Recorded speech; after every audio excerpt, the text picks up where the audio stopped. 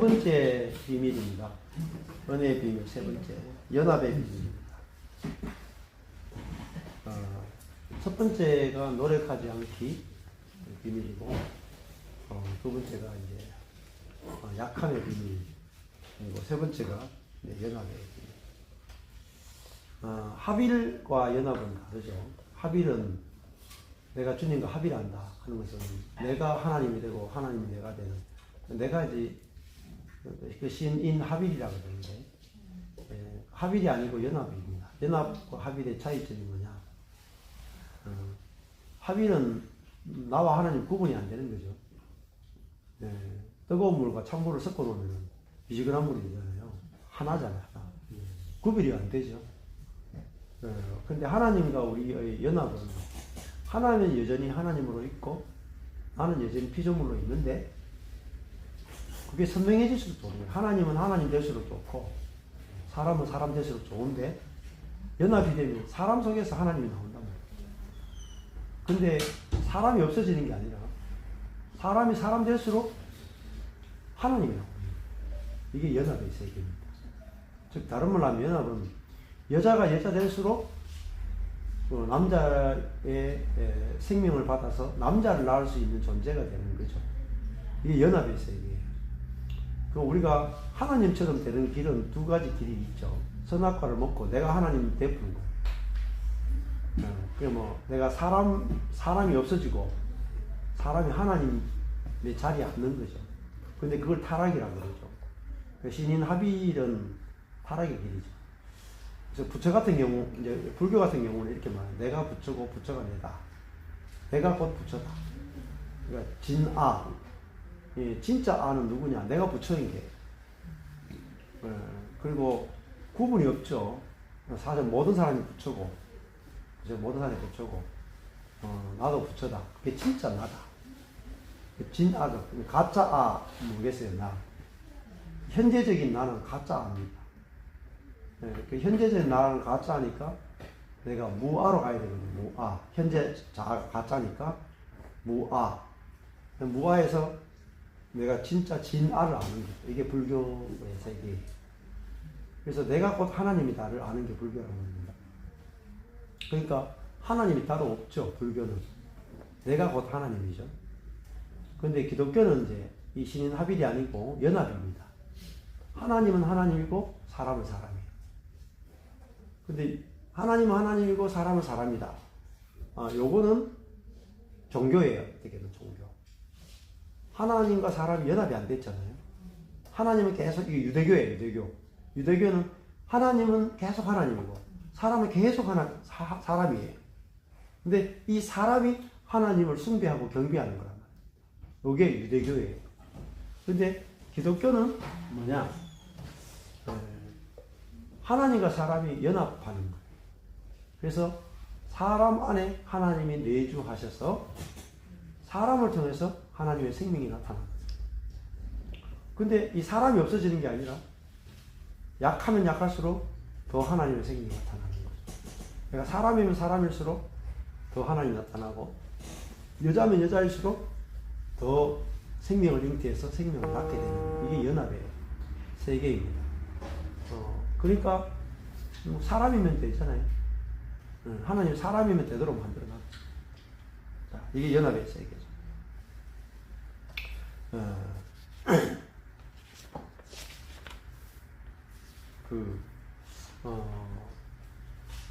그게 변화가 되는 게 아니라 연합이 되는 것이다. 이렇게 설명할 수가 있어요. 그러면 목사님, 우리 흔히 말 중에 하나님은 나를 기질대로 쓰신다 이런 말 들어보셨죠? 네. 그런 관계는 어떻게 되는 거예요? 기질은 이제 천연적인 거잖아요. 우리 몸에 있는 타고난. 네, 타고난 기질이죠. 보통 네 가지 정도 기질이 있다고 이렇게 보는데, 뭐 기질이 다르긴 다른데 누가 쓰느냐의 문제예요. 내 기질을 변화시키는 것이 아니고 기질은 사실은 바뀌지 않아요. 근데 누가 쓰느냐에 따라 다르죠. 그러니까 내가 안정형의 기질이다. 저 같은 게 안정형의 기질이에요. 근데 내가 나를 쓰면 안정형의 기질로 계속 살고 싶어요. 그거 못 벗어나요. 안정형의 기질 못 벗어나요.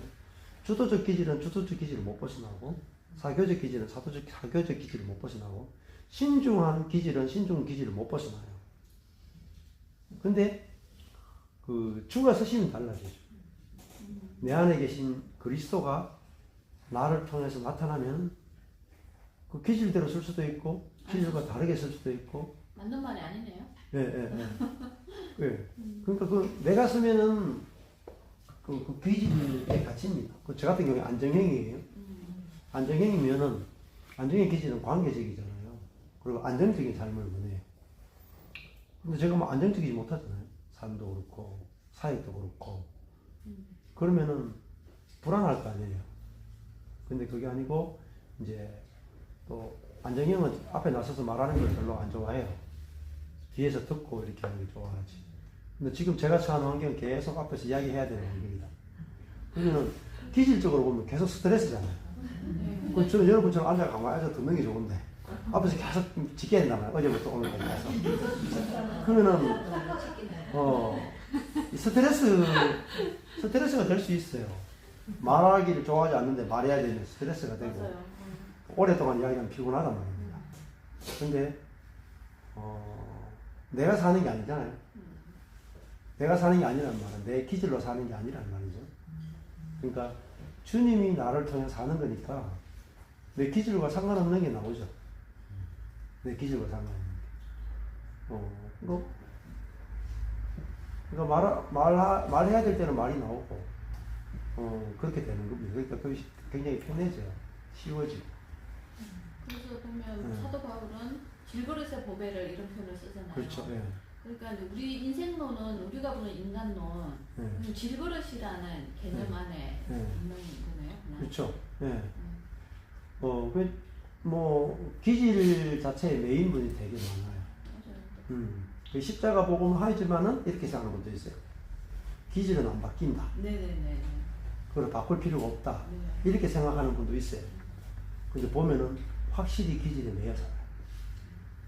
그러니까 부부로서 삶이 잘 안 돼요. 왜냐면 기질은 안 바뀐다고 생각하니까. 근데 그러니까 그게 내가 죽고 그리스도가 살면은 그리스도가 나오지 내 기질이 나오는 게 아니잖아요. 그렇지 않아요? 진짜 그리스도가 사는 거예요.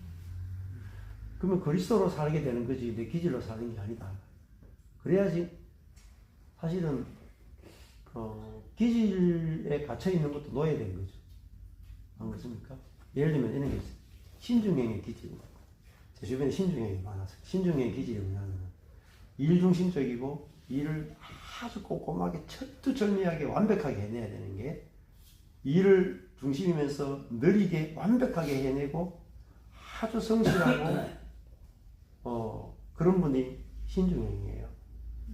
근데 신중형들도 뭐 컴퓨터로 뭔가 막 이렇게 캐드 같은 걸 하고 막 아주 홈페이지를 만들기도 하고 아니면 뭐 교회를 신실하게 섬기기도 하고 이렇게 해요.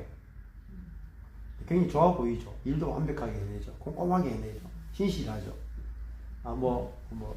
체크 안 해도 자기가 알아서 다 해요. 근데 그거는요, 기질로 섬기는 거예요. 믿음으로 섬기는 거예요. 그렇죠. 성령으로 우리는 성령으로 봉사하는 게 그리스도인인데, 기질로 봉사하는 것은 좋은 게 아니에요. 그러면 예를 들면, 집사님, 일이 좀 빨리 해야 됩니다. 그러면 이 신중이는, 목사님 저는 빨리 하는 걸 못하고요. 천천히 꼼꼼하게 해야 돼요. 그러니까 자기 스타일을 못 벗어나요. 그래서 제가 그거 해보니까, 저희 교회 신중이 많아서 해보니까, 10년, 20년 전에 힘들어요. 안 맞죠? 그러니까 자기 중심성이, 기질은요, 자기 중심적이에요. 자기 중심적이에요. 일을 해도 자기 방식으로, 자기 스타일대로 해야 돼요. 그러면 다른 사람하고 일을 같이 할 수 있겠어요? 안 돼요. 그래서 이 신중한 사람은 자기 위에 이제 빨리 하는 상사가 있다. 그러면요, 속에서 부글부글 끓어. 일을 뭐 저렇게 얼렁뚱땅 하냐? 일을 꼼꼼하게 해야지. 저렇게 사기치면서 일을 하냐? 덜렁덜렁 해놓고 돈을 저렇게 많이 받아먹냐? 나처럼 정확하게, 성실하게, 꼼꼼하게 하고 거기에 대해서 대가를 받아야지. 그 말은 뭐죠? 내가 잘났다는 거죠. 내가 옳다라는 거죠. 예. 거기에 종로로 타고 매여 있는 분들이 되게 많습니다. 범생이들이나. 예, 범생이 비슷하죠. 그래서 그리스도인은 일을 잘하거나 성실하게 하는 게 아니잖아요. 그죠? 그게 그리스도인이 아니고, 그리스도인은, 나는 당신의 은혜로 제가 먹고 사는 사람입니다. 이게 그리스도인이에요. 직장 생활도, 내가 사장님 은혜로 사네요. 이게 그리스도인이지. 사장이 뭐 저따구로 하나, 일을 좀, 세금도 막 탈세하고, 일도 대충 해놓고 뭐 저렇게 하면 되겠어. 정직하게 사는 게 그리스도인이라고 생각하는 거예요. 워치먼니도 좀 그런 경향이 있어요. 워치먼니의 단점 중에 하나가 너무 양심적이라는 거예요. 저처럼 좀 비양심적이어야 되는데, 워치먼니 너무 양심적이에요. 어느 정도까지 이야기하면 양심이 괴로워 미칠 정도까지 가봐야 된다는 거예요. 저는 못하겠더라고요. 근데 그게 너무 양심적으로 살려고 하는 게 뭐죠? 율법적인 삶이에요. 맞아요. 그리고 양심으로 사는 게 아니고 우리는 은혜로 살고, 양심도 능력입니다. 양심대로 산다. 그것도 능력 아니에요? 자기 양심을 속이지 않고 산다. 대단한 능력이에요. 율법의 최고봉 아니에요? 그렇죠. 율법의 끝이 그렇죠. 양심이잖아요. 네. 네. 저도 양심대로 살면은 우리 마누라가 못 살았을 것 같아요. 마누라가 무서워서 거짓말 할 때도 끓여야 되지. 정말을 이야기했다가는 목숨이 10개라도. 안중행이 아니에요. 그러니까 그리스도인의 삶이, 워치만니는 조금 이제, 워치만니의 조금 단점 중에 하나는 이 선함을 강조하는 부분이 있어요. 그래서 이렇게 그 은혜를 많이 이야기하지만은 이 부분이 이제 남아 있어가지고 조금 힘들어요. 들어가다 보면은. 그래서 은혜 중심적인 부분에서 약간 율법으로 치우친 부분들이 있거든요. 그래서 그런 부분들을 이제 잘 분별하면 참 좋고요. 예, 오늘 연합의 비밀 가운데도 그 연합이 어떻게 되느냐, 뭐 앞에 많이 이야기를 했기 때문에 여기 보면은 이런 말씀이 있어요. 베드로전서 4장 12절에 13절에 보시면요. 사랑하는 자들아, 너희를 연단 아래 보는 불시험을 이상한 일 당하는 것 같이 이상히 여기지 말고 오히려 너희가 그리스도의 고난에 참여하는 것으로 즐거워하라. 이는 그의 영광을 나타내실 때에 너희로 즐거워하고 기뻐하게 하려 합니다. 자, 연합하는 것은 그 고난을 통해서 우리가 그 파쇄를 통해서 어떻게 이런 거죠. 바위에는 물을 부어도 그 물과 바위가 연합이 안 되잖아요. 근데 바위를 쪼개서 아주 부슬부슬한 그 흙을 만들면 물을 붓자마자 그 물과 이 흙은 한떡이 되고 깊이 연합이 되잖아요. 그래서 물과 그 흙이 하나죠. 하나가 되고 거기서 생명이 자라요. 그게 옥토죠, 옥토. 그러니까 그리스도와 내가 연합하는 것은 어디서 연합이 되는가? 십자가에서 이제 연합이 되는 거죠. 그리고 나의 약함 안에서 연합이 아주 쉽게 이루어지게 됩니다. 자, 그리고 이제 우리 안에 있는 내재하시는 그분의 생명을, 우리의 생명은 우리의 본성을 사실은 바꿔내죠. 그래서 나는 이 연합을 하게 되면 어떻게 되냐면 내게 없는 게 나와요. 연합의 비밀은. 여자가 여자 속에서는 생각해 여자 속에서 여자밖에 안 나올 것 같죠. 그렇잖아요. 여자에게서 여자만 나올 것 같은데 여자에게서 남자가 나온단 말입니다. 이게 연합이거든요. 사람 속에서 사람만 나올 것 같죠. 그죠? 사람 속에서 사람만 나올 것 같잖아요. 근데 사람이 하나님과 연합하면 하나님의 생명이 나온단 말입니다. 그 연합만큼 신비로운 게 없죠. 정말. 그러니까 여자가 아이를 낳는 것은 이게 하나님이 예표로 보여준 거란 말이에요. 하나님과 사람이 연합하는 것을 알게 하기 위한 그림자로 여자가 이제 아이를 낳고 남자를 낳는 그 예표로서 보여줬단 말입니다. 예. 그래서, 그래서 연합하려면 아까 전에 말씀드린 것처럼 여자가 여자 될수록 남자와 연합하기 좋다.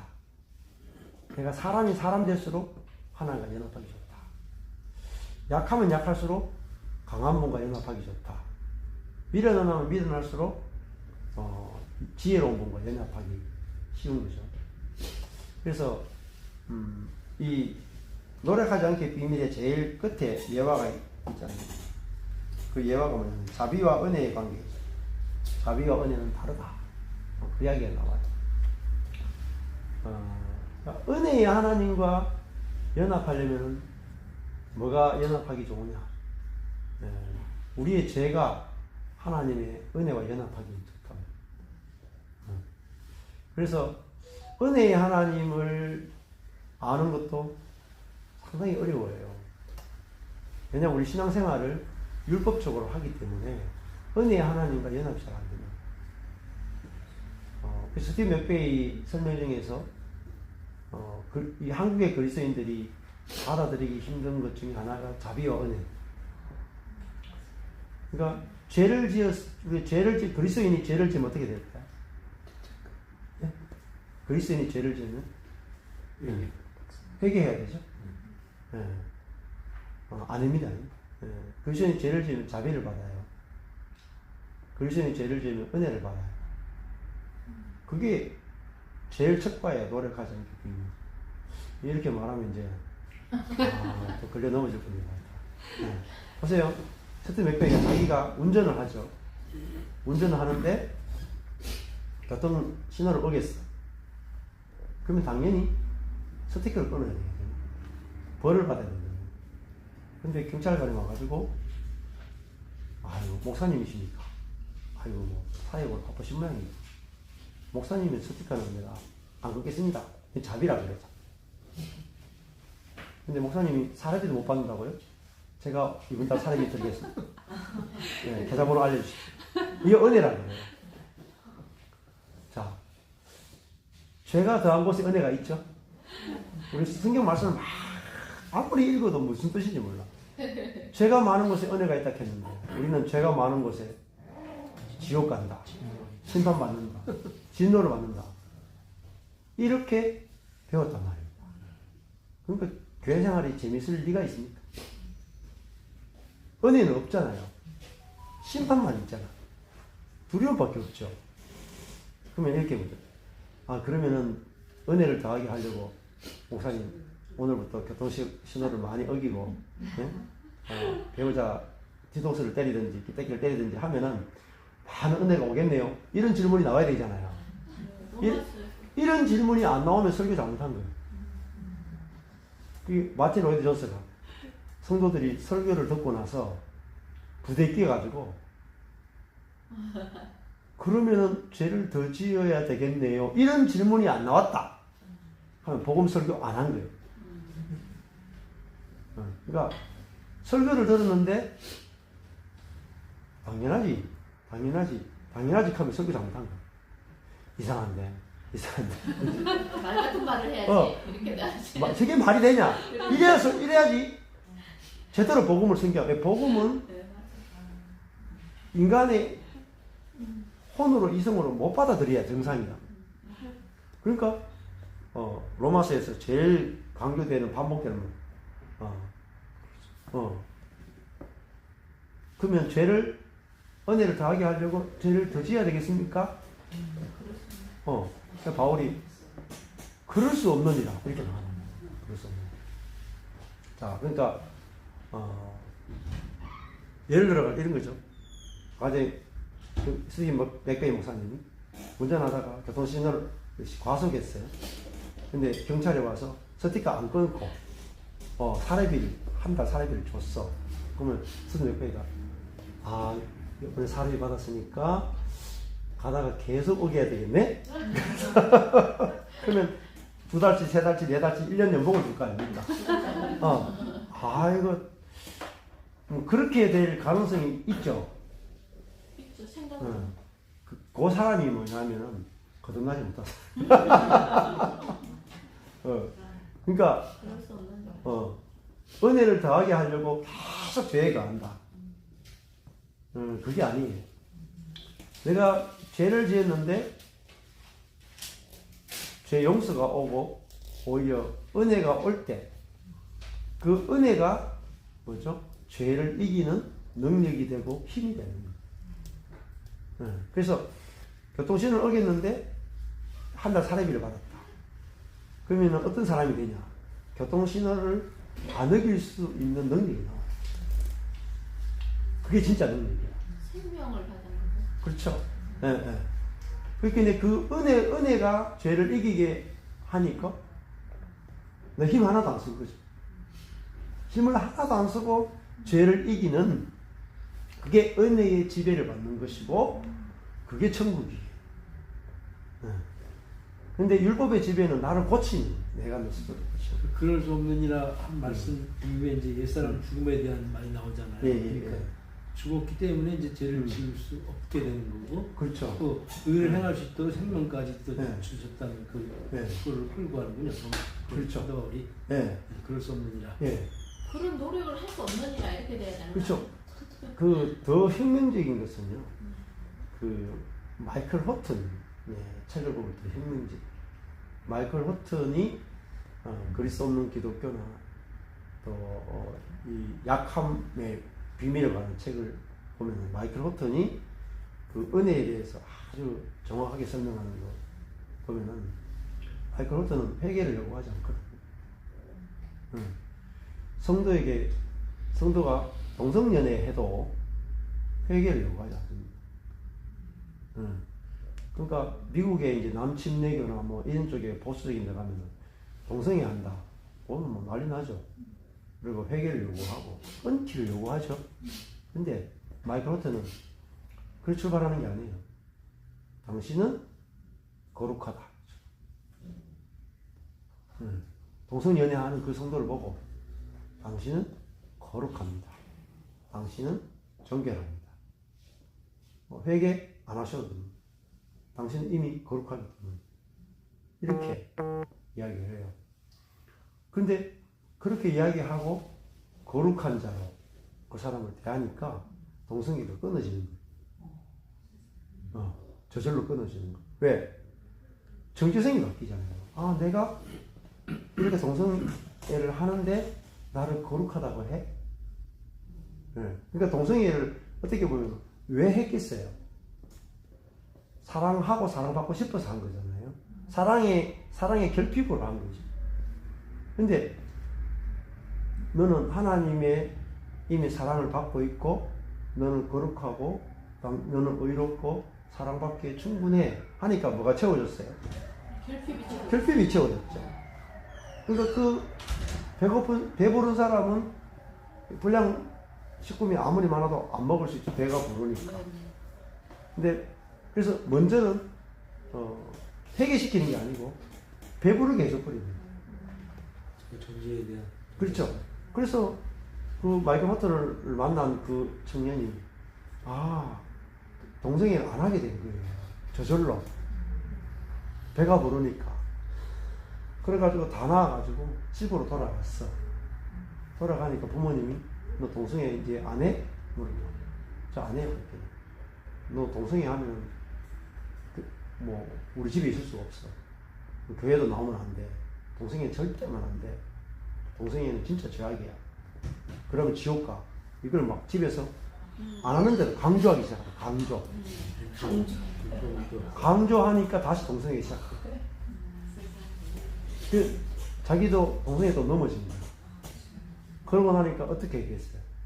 죄책감이 막 밀려오죠. 밀려왔는데 견딜 수 없다가 자살한 거. 그러니까 그 부모가 자식을 사실은 죽인 거라고 하죠. 율법은 지적질만 하지 능력을 주지를 못해요. 사는 길을 안 주죠. 그렇죠. 그게 중요해요. 율법은 죽이는 거예요, 사실. 율법은 옳고 그름만 알려주지 그걸 행할 수 있는 능력은 안 주는 게 율법이에요. 그런데 은혜는 하라 하지 말라는 것이 없음에도 불구하고 지킬 수 있는 능력을 주는 게 은혜예요. 그래서 교회는 은혜로 통치하는 것이 바로 교회고, 사람은 은혜로 통치받을 때만은 은혜에 굴복이 돼요. 여러분 자신 한번 보십시오. 율법에 굴복됩니까? 지금까지 살아보셨잖아요. 남편의 율법에도 굴복됩니까? 아내의 율법에 굴복됩니까? 내 자신의 율법에도 굴복이 안 되잖아요. 잘한데요. 그죠? 근데 그 은혜가 오면 은혜는 우리를 무장해제시키고 우리를 굴복시키고. 그래서 은혜는 정말 놀라운 능력이 있다. 은혜 안에.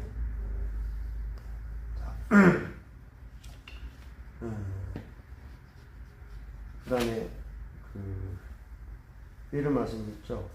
고린도후서 5장 17절에 보면 그런즉 누구든지 그리스도 안에 있으면 새로운 피조물이라. 이전 것은 지나갔으니 보라 새 것이 되었다. 자, 새로운 피조물이다. 그런 것은 이전에 없던 존재라는 것이. 이전에 없던 존재. 그러니까 내가 이전에 나와 이후에 나가 완전히 다른 존재가 됐다는 거죠. 근데 그것이 존재가 아니라 그리스도 안에 있으면, 그리스도 안에 있으면 하는 말은 그리스도와 연합되면 다른 새로운 피조물이다. 이전 것은 지나갔으니 보라 새 것이 되었다. 이미 되어 있단 말이에요. 연합의 세계는 놀라운 세계죠. 로마서에서도 마지막에 가면 들 감람나무의 가지가 참 감람나무에게 접붙임 바 되었다. 이게 연합이잖아요. 근데 연합의 세계는 나는 여전히 들 감람나무의 가지예요. 그러면 들 감람나무 가지는 뭐가 맺히겠어요? 들 감람이 맺혀야 되겠죠? 근데 뭐가 맺히겠어요? 참 감람 열매가 맺힌단 말입니다. 근데 들 감람나무 가지가 노력한 것이 1도 없다. 근데 뭐가 달라지느냐? 공급이 달라지는 거예요. 공급이. 참 감람나무 뿌리의 생명과 진액이 들 감람나무 가지에게 공급이 되니까 참 올리브가 탁 맺혔다. 근데 연합은 뭐죠? 누구와 연합된 거예요? 그리스도와 내가 이미 연합됐단 말입니다.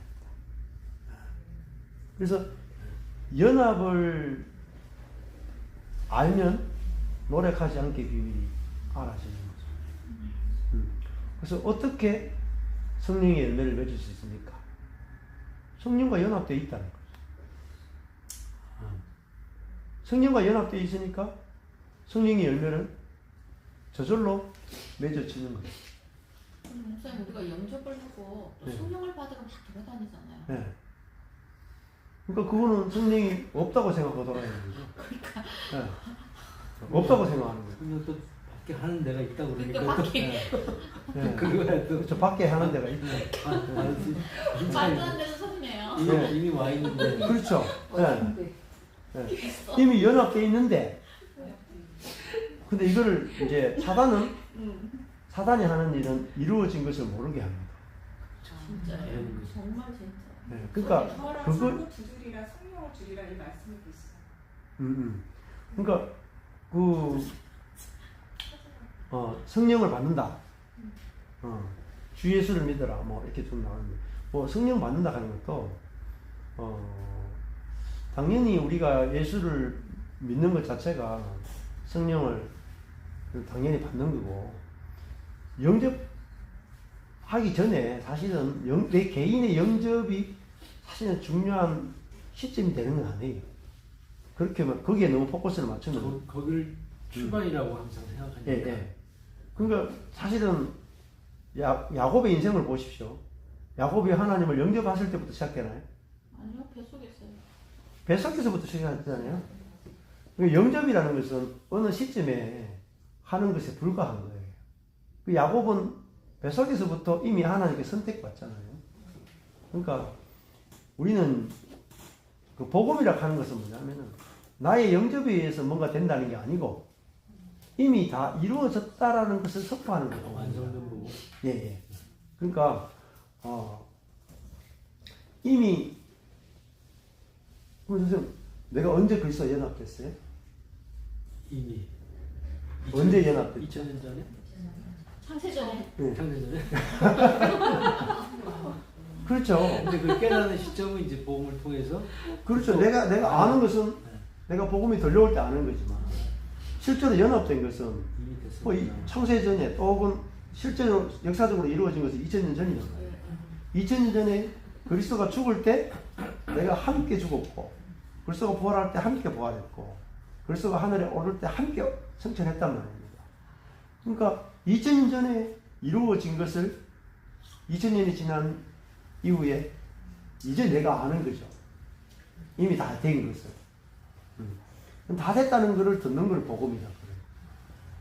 그러니까 사실은 모든 사람이 다 그리스도와 연합된 거예요.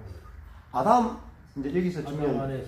그렇죠. 아담 안에서 모든 사람이 죽은 것 같아요. 여기 이제 그게 대표 이론이에요. 대표.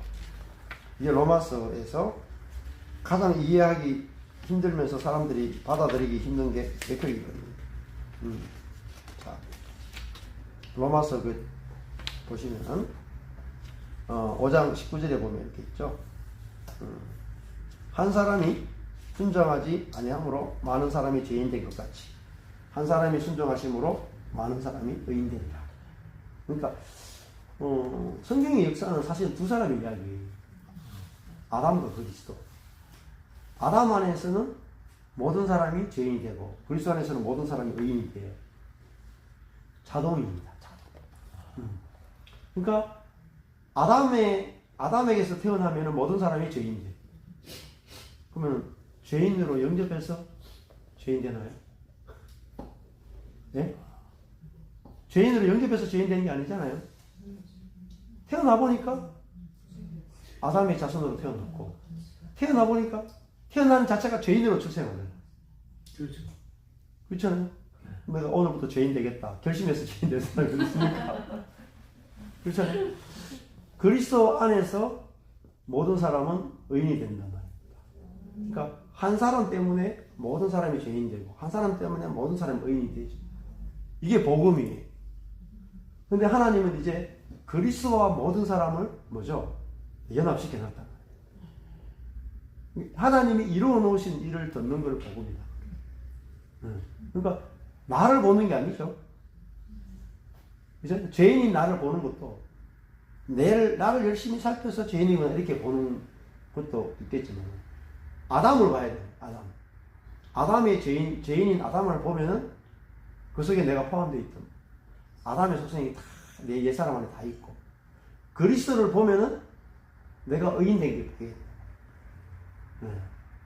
그래서 아담 안에서 아담과 연합된 사람이 죽고 이제 그리스도와 연합된 사람으로 내가 새롭게 이미 2000년 전에 새로운 피조물이 됐다. 근데 뭐 내가 할 일이 있나요? 이걸 듣고 믿어지면 돼요. 알아주고. 성령 받아야 된다 하니. 아니 그거 됐는데 또 성령 받아야 된다고 또 그랬더니. 그게 성령을 따로 받는 게 아니고 말씀이 복음이 들릴 때 아멘. 그게 성령 아니에요? 되는 게 성령이에요. 네. 근데 또 받아야 된대요. 또 더 받기를 원하시는 분, 욕심이 많으신 분들은 또 받으셔도 돼. 그게 얼마나 고생을 시키는지 몰라요. 예, 그렇죠. 근데 물론 또 아담 안에 모든 사람이 죽고 같이 그리스도 안에서 모두 아담 안에서 모두 죽음 맞는데 그리스도 안에서 그 모든을 제한시키더라고요. 그렇죠. 택하신 자들이 한해서 모든이다. 그렇게 얘기하는데 또 그러니까 그렇죠. 칼빈주의 안에서도 이제 제한 속죄. 칼빈주의는 제한 속죄를 말하죠. 모든 사람을 위해서 예수님 속죄한 것이 아니고 선택된 자를 위해서만 속죄했다. 이게 칼빈주의 안의 제한 속죄예요. 뭐 교단마다 굉장히 복잡해요. 근데 뭐 그런 부분들은 예를 들면 뭐 이렇게 이야기해야 되고 저렇게 해야 되고 조금 문제는 아닌 것 같아요. 여유를 좀 두면 안 됩니까 서로? 그거 가지고 뭐 다 맞춰야 되는 게 아니잖아요. 그렇죠. 안 믿는 사람은 무슨 말을 해도 안 믿어요. 그러니까 뭐 무슨 말을 해도 상관없어요. 그래서 믿는 사람들하고 믿는 것은. 이 모든 사람이 다 의인 된다. 하는데 이제 중요한 것은 신약 시대에는 이게 믿음을 통해서 되어지는 게 있어요. 그래서 이제 다 이전에 이루어졌지만 복음이 들려야 알아지고 믿어지고 효과를 볼 수 있어요. 효과. 그러니까 그 부모님이 여러분에게 이제 여기 이제 강남에 있는 어떤 빌딩 하나를 딱 여러분에게 상속을 주셨어요. 근데 부모님이 안 알려주고 돌아가시면 감사하게도 안 알려주고 돌아가시면 모르면은 그 효과를 못 보죠. 그거는 이제 알아야 챙겨 먹는 거죠. 그렇잖아요.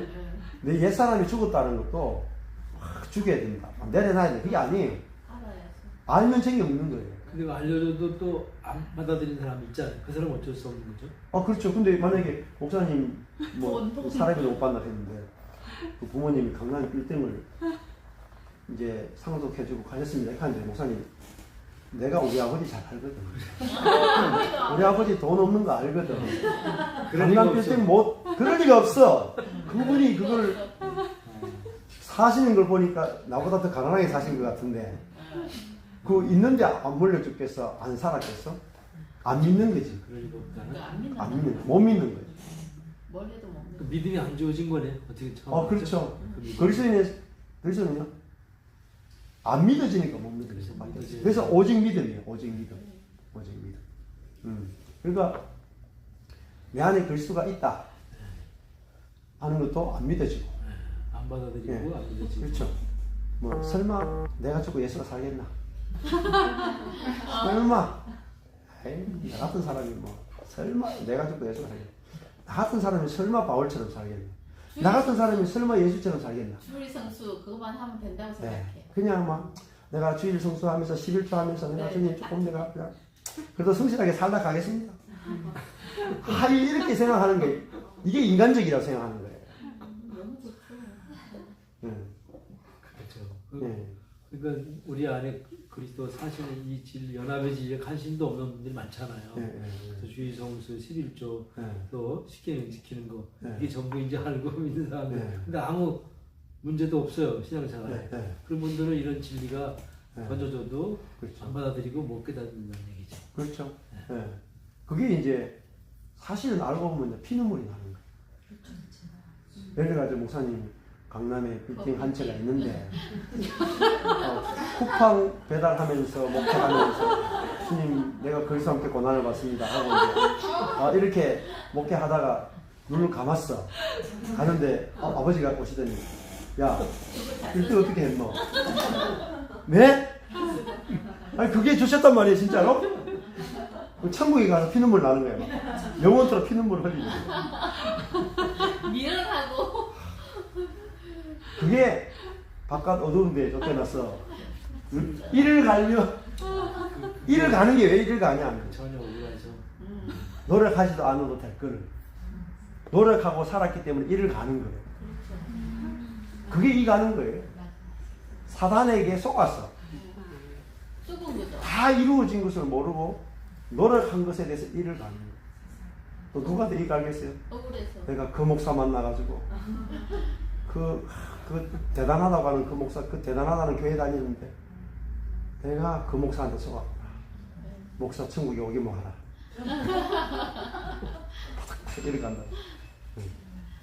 주세요. 아, 네. 네. 그러니까 모르니까 사실은 우리가 가난하게 살고 결핍으로 살아가는 거죠. 그래서 여기 보면은 한 사람이 순종하심으로 많은 사람이 의인이 된다 하는 것은, 의인이라 하는 것은 이제 많은 사람들이 칭의라고 생각해요. 의롭다고 칭해주는 거예요. 근데 아담 안에서 모든 많은 사람이 죄인 됐는데 실제로 죄인은 아닌데 그 죄인이라고 칭한 겁니까? 아니죠. 아담 안에서 실제적으로 모든 사람이 죄인 된 것처럼 그리스도 안에서 실제적으로 우리가 의인이 되는 거예요. 존재가 본질이 바뀌는 그래서 본성이 바뀌어버리는 거죠. 그러니까 우리 몸 안에는 여전히 죄의 본성이 있어요.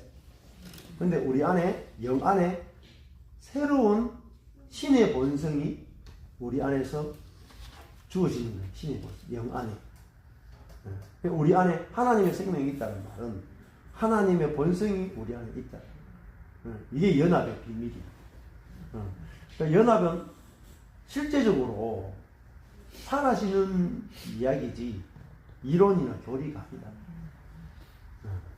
그래서 들감람나무 가지가 오늘부터 나는 참감람나무 가지에 붙어 있다고 생각하고 그렇다고 생각하고 감격하고 살아야 돼. 이게 아니잖아요. 실제로 들감나무는 가지인데 참감람이 참올리브가 맺혀지는 것을 누리고 사는 거죠. 예. 연합은 실제의 이야기를 하는 거죠. 그래서 저도 이 연합의 비밀을 탁 깨닫는 순간에 내게서 성령의 열매가 맺힐 수밖에 없구나. 안 믿어지는 게 비정상이죠. 연합의 비밀을 알게 되면 맺히는 게 우리 속에 성령의 열매가 맺어지는 것이 정상이잖아요. 여러분 믿는 게 제일 어려워요. 여러분 11조 하십시오 하면 11조 하는 건 할 수 있잖아요. 근데 믿으십시오 하면 차라리 11조 하나 하십시오. 안 믿어지는데. 그러니까 믿음은 뭘 믿는 거예요? 연합을 믿는 거잖아요. 그리스도와 연합을 믿는 걸 믿음이라고 그래요. 근데 뭘 믿는지를 이야기 안 해놨기 때문에 믿음의 내용을 설명 안 해주니까 안 믿어질 수밖에 없고, 안 믿어지니까 어떻게 돼요? 나로 사는 거예요. 나로. 내가 믿고 싶은 것만 믿는 거예요. 네, 그렇죠. 올라가. 네. 또 내가 믿고 싶은 거 믿어도 그거는 믿어봐도 안 되거든요. 실제가 안 되거든요. 근데 진짜 연합의 교리는 믿어지면은 다 경험되는 거예요. 실제로 다 경험되는 거죠. 그래서 내 안에 그리스도가 살고 내가 그리스도 연합돼 있고 내가 진짜 덜 감람나무 가지인데 참 감람나무 가지에 붙어 있으니까 이게 믿어지니까 안식에 들어가는 거죠. 허드슨 테일러가 예수님은 참 포도나무고 나는 덜 포도나무 가지인데 참 포도나무에게 연합된 덜 포도나무 가지구나 딱 아는 순간에 안식에 들어갔어요. 그리고 당연히 참 포도가 맺힐 것에 대해서 믿어지니까 노력하지 않고 그냥 매일매일 안식 가운데 기쁨 가운데 사는 거예요. 소망 중에 즐거워. 네. 그러니까 믿음으로 우리는 열매가 맺어지는 거지 노력으로 맺어지는 게 아니에요. 그래서 제가 얼마 전에 우리 자매님 저거 하잖아요. AI 같은 거 하잖아요. 그거는 이제 챗 GPT가 나왔답니다. 그게 제가 질문을 해봤거든요. 그 전철권 목사의 신학이 어떻습니까? 질문을 해봤거든요. 얘가 한 2분 만에 제 신학을 쫙 정리를 했어요. 마음에 드세요? 마음에 들더라고요. 어떻게 이렇게 단 5분도 안 돼가지고 제 신학을 쫙 설명을 해줘요. 그래가지고 야 신기하다. 참 그래서 가지고 질문을 여러 가지만 해봤거든요. 그러니까 뭐 사람이 어떻게 그리스도의 생명으로 살 수 있습니까? 이런 질문도 채찍기도 해봤죠. 쭉 해보니까 뭐 이렇게 전철권 목사가 이야기하는 것에 의하면 어떻게 그리스도의 생명으로 살 수 있습니까? 더 구체적으로 질문을 막 들어가는 거죠. 해보니까 막 대답을 해줘요. 그래서 제가 채찍피던데 우리가 아무것도 안 해도 저절로 그리스도의 생명을 낼 수 있잖아. 맞지? 이렇게 물으니까 이제 내가 대답을 못하는 거예요. 뭐라고? 연합이 안 돼서. 뭐라고? 아무것도 안 해도 된다고? 말이 안 돼. 그러려면 그리스도의 생명을 이렇게 우리가 경험하려면은 전정걸 목사의 말씀을 듣고 그런 복음을 듣고 뭐 알아야 되고 이런 그 구체적인 행동을 어떻게 해야 된다가 몇 개 나오는 거예요. 그래서 제가 또 물어봤죠. 그것도 안 해도 되는데? 그냥 하나님이 찾아오셔가지고, 하나님이 때가 되면 하나님 찾아오셔가지고, 하나님 들려주시고, 하나님 다 하실 건데, 아무것도 안 해도 돼. 그랬더니. 그건 잘 모르겠고, 하여튼, 전정훈 목사한테 가서 물어봐요. 그래서 제가 알았어요. 은혜의 세계를 이해를 못해요. 노력하지 않는 세계, 연합의 세계를 아직은 이해를 못해요. 아직 어려워요. 그래서 안 되는구나, 얘는 아직까지는. 조금 더 자라야 되겠구나, 생각이 듭니다. 그래서 연합의 세계는, 우리가 아주 놀라운 세계죠. 내게서 새로운 것이 나오는 거예요.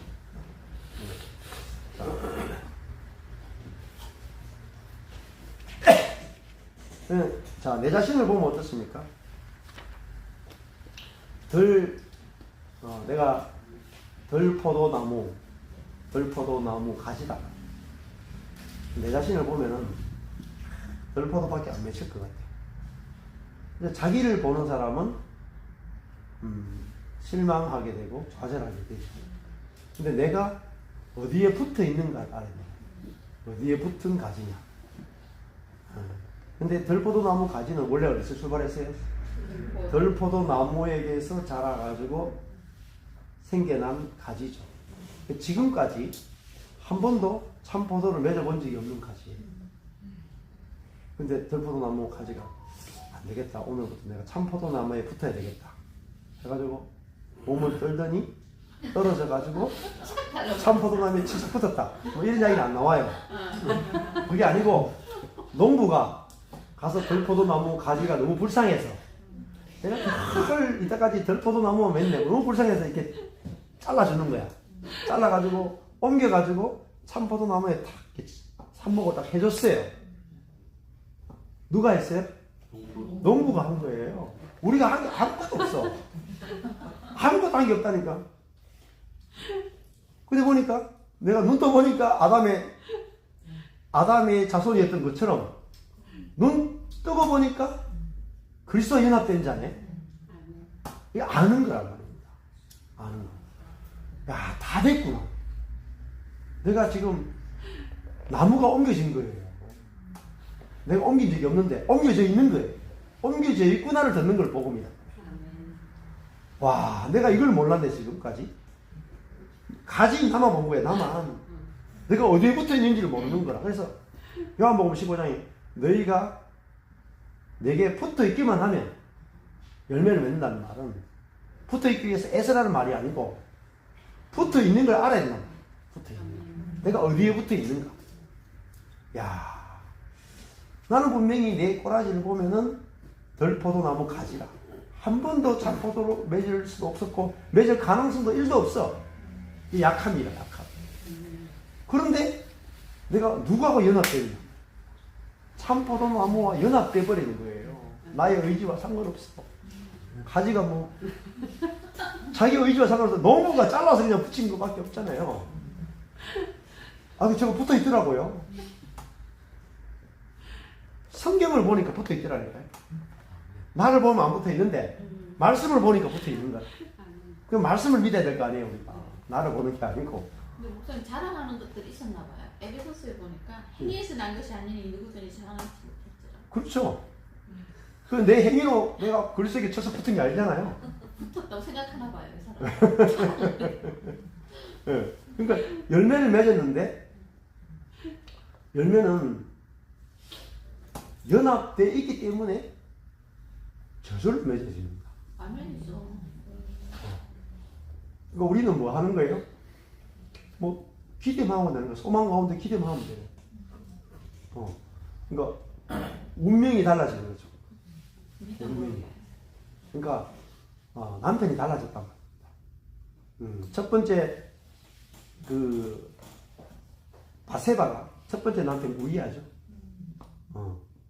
우리아하고 아무리 연합을 해도 우리아의 아들밖에 못 낳죠. 근데 간음을 해가지고 다윗하고 붙어먹었다. 그랬더니 솔로몬이 나왔네. 씨가. 그러니까 첫 번째 남편하고 관계가 끊어져야 솔로몬을 낳죠. 근데 바세바는 바세바가 우리아하고 살면서 솔로몬 낳아야지. 솔로몬 낳아야지. 아무리 기도해도 솔로몬이 안 나오는 거예요. 그죠?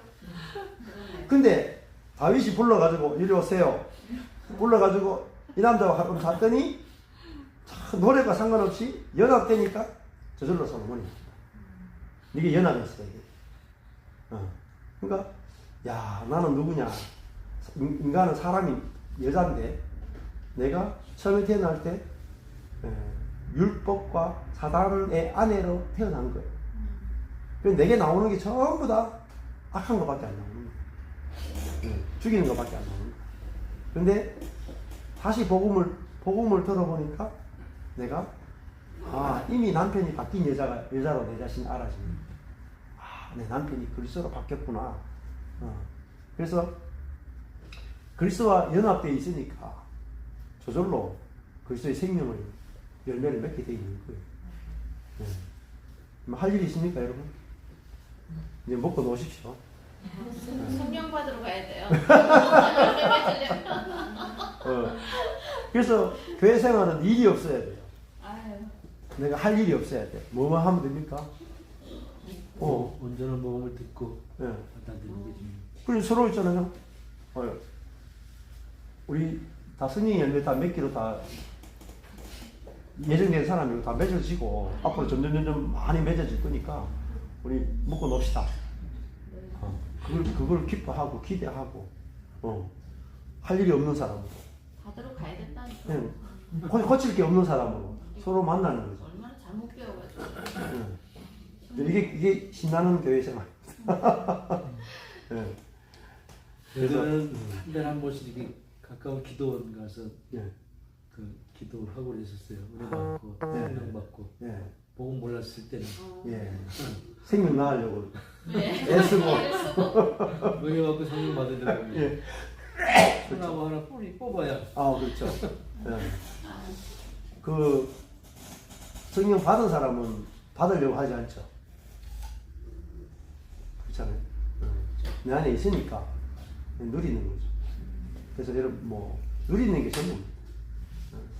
다 이루어져 있고. 그래서 이 연합의 세계가 알기만 하면 제일 쉽고 배부른 세계가 아니에요. 이렇게 쉽게 가르쳐 주는 거잖아요. 이게 잘 안 돼가지고 성령 사역자들이나 막 이런 몰려다니잖아요. 그렇죠. 그래서 이제 이게 우리나라 교회의 큰 병폐예요. 우리 안에 다 있는데. 안 가르쳐줘가지고 고생 많이 하죠. 그 요한복음 15장에는 너희가 내 안에 거하고 내 말이 너희 안에 거하면 너희가 무엇이든지 원하는 대로 구하라. 그리고 그 다음에 이제 그 열매를 맺으면 아버지께서 영광을 받으신다. 그렇죠.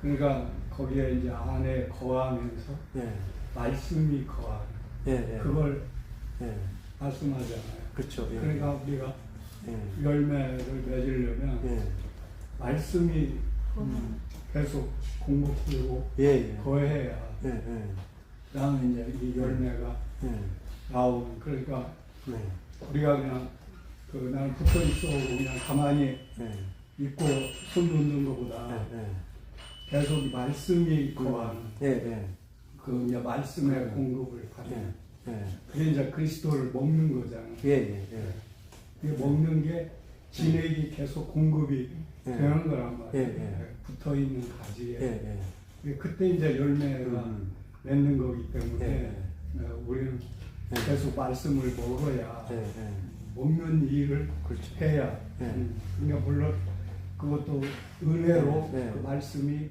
먹여지죠. 그게 소화가 되는 거죠.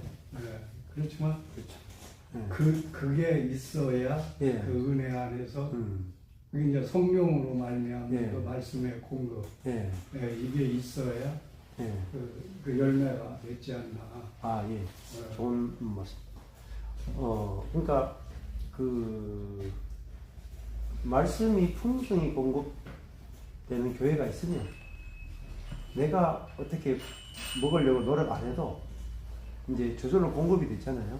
그 원래 이제 칼빈이나 루터가 생각했던 예배가 뭐냐, 예배. 근데 그 예배나 교회를 이야기하면서 이제 그 은혜의 방편이라는 단어를 써요. 은혜의 방편. 정말 교회 안에 하나님의 은혜가 흘러오는 방법, 방편을 이야기하거든요. 그게 뭐냐면 은혜의 말씀을 선포하는 게 예배라는 거죠. 그러면은 예를 들면은 그 형제 목회자나 그 교회 안에 형제 자매들이 속에서 은혜의 말씀이 계속 선포되어지고 계속 간증이 되어지면 나는 가만히 있어도 아까 전에 말씀이 먹어지잖아요. 워낙 많은 말씀이 교통이 되니까 말씀이 저절로 먹어지는 거죠. 그래 그 생명의 말씀이 이제 풍성하면은 읽기만 해도 계속 먹어집니다. 읽기만 해도. 근데 내가 만약에 생명의 말씀이 전혀 없는 교회에 있다 칩시다. 생명의 말씀이 참 없고 율법만 가득한 교회에 있어요.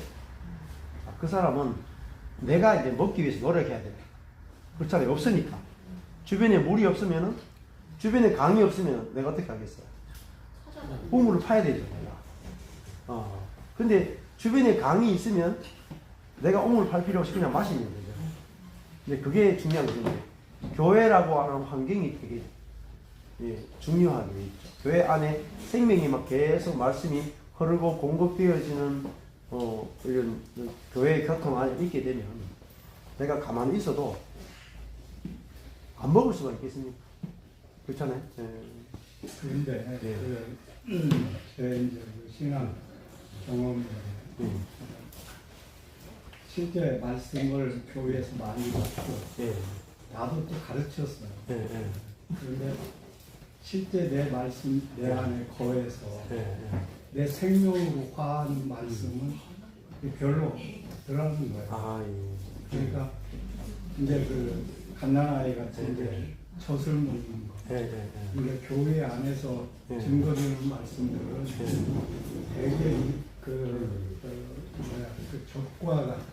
그러니까 목사님은 굉장히 많이 연구해서 가르치지만 실제로 그걸 먹는 성도들은 그렇게 내 그 살이 되고 피가 되도록 간직을 하지 않는 경우가 좀 대부분인 것 같아요. 그런 경우가 많죠. 그러니까 먹어서 내 이 생명으로 동화된 말씀만 그게 그 좋은 땅에 뿌려진 말씀이잖아요.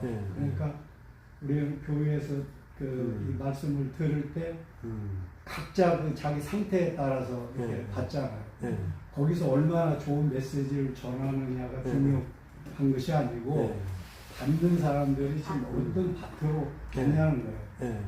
뿌려지는 씨는 똑같아요. 근데 이제 받는 밭에 따라서 이게 결실이 다르단 말이에요. 그렇기 때문에 이 개개인이 그 말씀을 어떻게 먹느냐. 그러니까 이 그 성경에 보면은 이렇게 너희가 내 말을 지키라 하는 말은 그것을 순종하고 행동해라가 아니고 그걸 네 심령에 지키면 그렇죠. 예. 그게 네 양식이 돼서 거기서 말씀이 예. 나오고 자라서 그 말씀의 열매가 맺힌다. 예. 예. 예. 그렇죠. 그게 실제는 말씀을 지키는 거고 예. 예. 소유하는 건데 예. 예. 그러니까 그리스도인의 이 생명의 성장은 예. 내가 좋은 말씀을 얼마나 많이 들었느냐는 예. 것보다 예. 그 말씀을 내게 먹어서 지켜서 예. 그게 내 생명과 삶으로 예. 동화된다. 예. 예. 이거에 의해서 생명이 자라는 정도가 예. 예. 이 예. 결정되는 거 아닌가. 예. 그러므로 예수님도 예. 너희가 떡만 살 게 아니고 네. 내 입으로 나오는 말씀으로 네. 살게. 네. 그리고 나를 먹는 자가 네. 나로 산다. 네. 그리고 이제 말씀이 된 자들이 네. 이게 바로 신이다. 네. 말씀이 된 자. 네. 이게 말씀을 먹지 않고 네. 그게 내게 지켜서 네. 그 말씀이 내 삶으로 동화되지 않은 말씀은 네. 실제 이게 말씀이 아니란 말이에요. 네. 내게 네. 주어진. 그래서 이제 저희 그 신앙 경험에서는 네. 전에 하여튼 말씀도 많이 듣고 세미나도 듣고 네. 했지만 내게 생명으로 이렇게 나타나는 말씀이 그렇게 네. 많지 않더라고요. 네. 그래서 제가 이제 최근에 이제 느끼는 게 이 말씀으로 먹어서 내게 소화되고 동화돼야 돼. 그러니까 제가 지금 정 목사님의 말씀을 적는 것도 한 번 이렇게 지나면 그냥 스쳐가는 말씀이고 저 말씀이 좋았고 내가 뭐 이제 은혜로 사는 자가 된 것 같지만 실제로 그 은혜로 사는 삶이 나오고 이제 그 믿음이 나오려면 우리 목사님이 전한 지금 여기 성경의 핵심대로 말씀드렸어요. 그게 내게 심어져서 새겨지고 그 말씀이 내 생명으로 나올 때 그때 이제 거기에서 그 말씀 안에 담긴 생명의 열매가 나오는 거 아닌가. 그래서 결국은 남은 그 열매로 알잖아. 그러니까 우리가 지금 이제 우리 목사님의 이제 말씀을 듣고 여기 많은 분들이 이제 이렇게 많은 가르침을 받지만 이 분들에게서 정말 그리스도의 성령의 열매가 나오느냐. 그게 결국은 이 집회의 그 결과를 평가할 수 있는. 그러니까 지금 우리 목사님이 지금 많은 분들을 이렇게 소그룹이나 이런 걸로 하지만 목사님이 잘 가르치는 게 중요한 게 아니고 정말 그 열매는 어디서 알 수 있냐. 그걸 받은 분들의 열매를 통해서 알 수 있다는 거예요. 그렇죠. 그러니까 실제로 목회자들이 잘 가르치려고 하지만 그거의 열매는 잘 가르친 게 열매가 아니고 그렇죠. 그 말씀을 받은 성도들에게서 그 말씀이 어떤 그 삶으로 열매로 나타나느냐. 그게 결국은 그 목사님의 가르침을 평가하는 남은 열매로 아니고. 그렇죠. 그래서 저는 제 그 경험은 정말 이 말씀을 먹는 거, 그게 묵조리는 거, 그게 이제 묵상이고. 그러니까 이 말씀을 소화하는 과정이 있어요. 그걸 그냥 한번 들어서 이게 되는 게 아니고 여기 지금 얼마나 좋은 메시지예요. 그렇지만 이거 한번 들어서 이게 내게 동화가 되겠어요. 이걸 이제 묵조리는 거, 이게 이제 묵상이고. 그래서 이 들은 말씀을 내 내면의 생명과 존재로 흡수하는 거. 그래서 그런 과정이 있어야 이게 열매로 나오지. 그런 과정이 없으면 그냥 일과성으로 그냥 스쳐가는. 그때 그 메시지 그 모임에서 참 좋았어. 그렇지만 실제 삶으로 열매로 나타나는 건 또 다른 차원이라는 거. 그래서 저는 제가 그런 과정을 하도 많이 거쳐다 보니까 내가 많이 들었고 나도 가르쳤지만 내 생명으로 나타나는 건 별로 없어요. 그러면서 이제 내 어떤 비전대로 안 되면 그걸 답답해하고 책임을 상대방에게 돌리고 예. 근데 그게 이제 나에게 있었고 내게서 그리스도가 나타나지 않은 것에 있다. 예. 그런데 그리스도가 나타나는 건 이 말씀을 먹고 이 말씀이 내게 동화돼서 내 생명과 인격으로 나타날 때 그때 이제 이 말씀의 효과가 나타나는 거 아닌가. 그래서 이제 저는 이제 그런 면을 제 경험으로. 근데 이제 좀 농부이신 하나님이라 그랬고 참소도나무 예수님 우리 가지라 그랬는데 어떤 접붙이게 하신 분도 하나님이시니까 우리 안에 이제 그 접붙임에 대한 연합의 진리를 알게 하신 분도 하나님이시고 받아들이게 하시면 열매는 농부의 최종 목표니까 그것도 열매 맺게 하시는 그 일도 영적인 일도 농부이신 하나님이 하시지 않을까. 저절로 맺혀진다는 그 표현이 붙어있기만 하면은 근데 이게 붙어있는 자체가 아까 말씀대로 계속 진리의 말씀을 내가 지내고 공급받는 것은 나무 뿌리에서 올라오는 건데 우리가 생명 말씀 계속 받아서 받아들이고 먹게 되면 저절로 때가 되면 열매가 맺어진다라는 그러한 그러니까 말씀의 공급이 공급도 계속 있어서 그렇죠. 그게 제일 중요한 거 그 나무에서 이 가지로 계속 흘러야 그냥 붙어만 있으면 그냥 그대로 멈추고 그 생명 유지만 할 수 있지만 자라는 건 계속 새로운 그 양분 말씀이 공급해야. 베드로전서에 보면은 갓난 아이들과 같이 신령한 사모하라 했잖아요. 그러니까 아이가 태어나면 본능적으로 저주를 찾고 구하게 되는 것처럼 우리 안에 연합이 되면은 본능적으로 생명의 말씀을 계속 허기진 마음으로 구하게 되고 듣게 되고 받아들이게 하는 그러한 영적 본능 활동이 이루어진다고 봐요. 근데 이제 그래서 그것이 이제 저는 이제 우리 목회자들이 주로 이제 갖는 그 관념이 내가 말씀을 잘 연구해서 잘 가르치면 성도들은 그대로 변화될 거야. 이렇게 생각하는데 실제 성도들은 그렇지 않단 말이에요.